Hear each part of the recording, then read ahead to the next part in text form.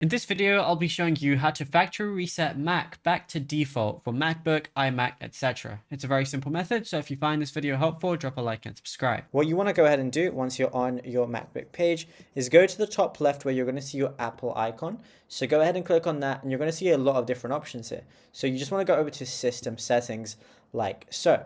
And it kind of works generally the same as however you would do it on an iPhone or something like that, if you've ever factory reset one of those.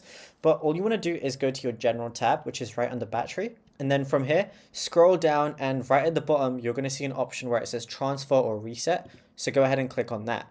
Now, what you want to do is you're going to see an option where it says Erase all content and settings. Go ahead and click on that. It's then going to need your password. So just go ahead and give it your password. So I'm going to do mine right now and unlock it. Then it's going to say erase all content and settings. All settings, media, and data for all volumes on this Mac will be erased. And it also shows the following items will also be removed. Then it shows everything that's going to be removed. So then all you want to do is press continue.